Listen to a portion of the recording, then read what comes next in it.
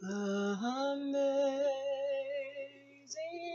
grace, how sweet the sound that saved a wretch like me. I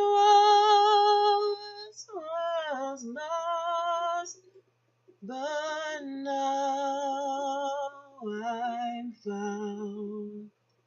Was blind, but now I see.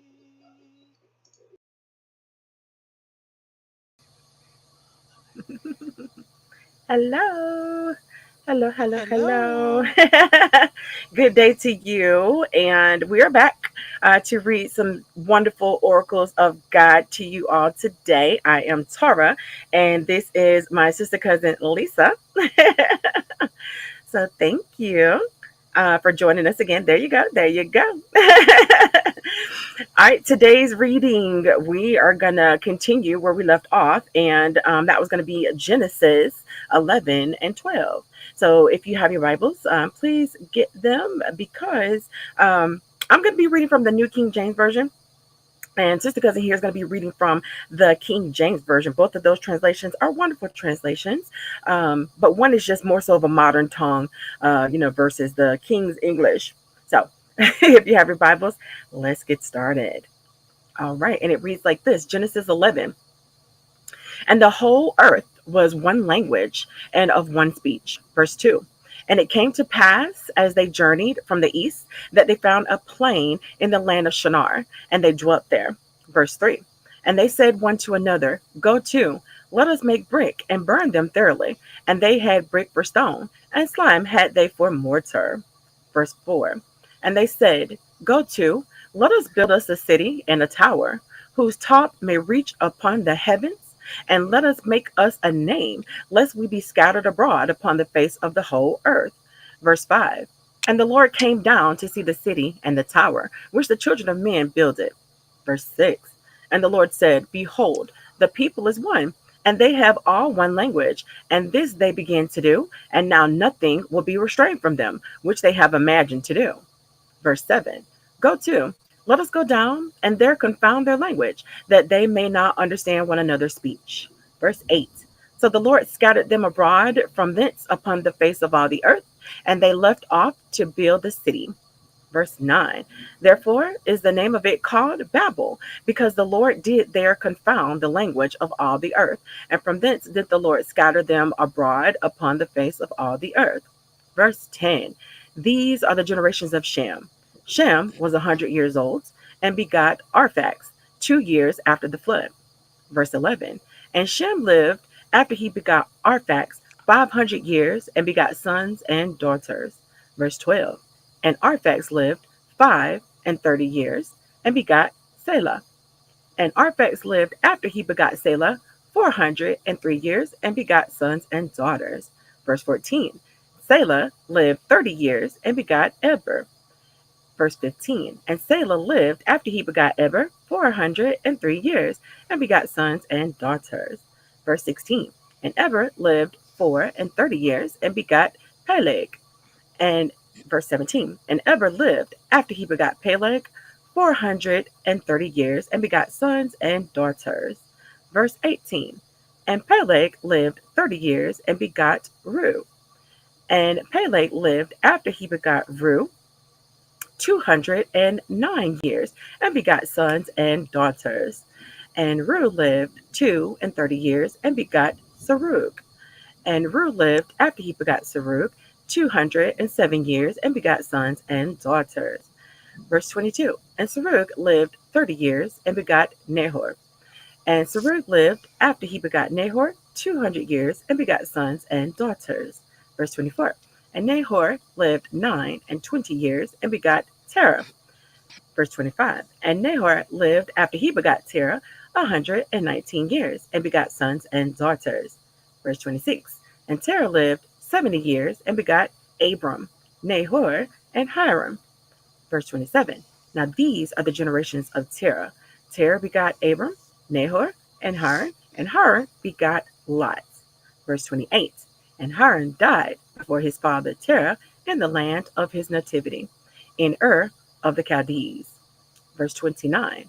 And Abram and Nahor took them wives. The name of Abram's wife was Sarah, and the name of Nahor's wife Milcah, the daughter of Haran, the father of Milcah, and the father of Ishah. Verse 30. But Sarah was barren, she had no child. Verse 31. And Sarah took Abram, his son, and Lot, the son of Haran, his son's son, and Sarah, his daughter in law, his son Abram's wife, and they went forth with them from Ur of the Chaldees to go into the land of Canaan. And they came unto Haran and dwelt there. Verse 35. And the days of Terah were 205 years, and Terah died in Haran. And I also apologize. That actually was the King James version. So sorry about that. Okay. Thank you, cousin. We will go to chapter 12 of Genesis. Now the Lord had said unto Abram, Get thee out of thy country, and from thy kindred, and from thy father's house, unto a land that I will shew thee. And I will make of thee a great nation, and I will bless thee, and make thy name great, and thou shalt be a blessing. And I will bless them that bless thee, and curse them that curseth thee. And in thee shall all families of the earth be blessed. So Abram departed as the Lord had spoken unto him, and Lot went with him. And Abram was 70 and 5 years old when he departed out of Haran. And Abram took Sarai his wife, and Lot his brother's son, and all their substance that they had gathered, and the souls that they had gotten in Haran, and they went forth to go into the land of Canaan. And into the land of Canaan they came.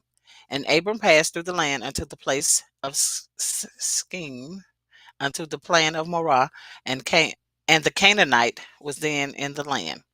And the Lord appeared unto Abram and said, Unto thy seed will I give this land. And there builded an altar unto the Lord, who appeared unto him. And Abram went unto a mountain on the east of Bethel, and pitched his tent, having Bethel on the west, and Ai on the east. And there he builded an altar unto the Lord, and called upon the name of the Lord. And Abram journeyed, going on still toward the south. And there was a famine in the land, and Abram went down into Egypt to sojourn there, for the famine was grievous in the land. And it came to pass, when he was come near to enter into Egypt, that he said unto Sarai his wife, Behold now, I know that thou art a fair woman to look upon. Therefore it shall come to pass, when the Egyptians shall see thee, and they shall say, This is his wife, and they will kill me, but they will save thee alive. Say, I pray thee, thou art my sister, that it may be well with me for thy sake, and my soul shall live because of thee. And it came to pass that when Abram was come into Egypt, the Egyptians beheld the woman, that she was very fair. The prince also of Pharaoh saw her, and commended her before Pharaoh. And the woman was taken into Pharaoh's house, and he entreated Abram well for her sake. And he had sheep and oxen, and he asses and men servant, and maid servants, and she asses and camels. And the Lord plagued Pharaoh and his house with great plagues because of Sarai, Abram's wife. And Pharaoh called Abram and said, What is this that thou hast done unto me? Why dost thou not tell me that she was thy wife? Why sayest thou, She is my sister? So I might have taken her to me to wife. Now therefore, behold, thy wife, take her and go thy way. And Pharaoh commanded his men concerning him, and they sent him away, and his wife, and all that he had.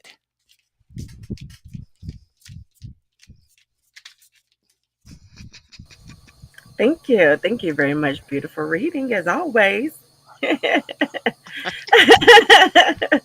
Well, Amen. oh girl, we actually beat our Word. record with 3 minutes to spare, or 3 seconds rather. Okay, now it's 10. Okay, so we made it. Join us next time. We love Thank you, you. Lord. Hope you have a wonderful. Yes, thank the Lord always.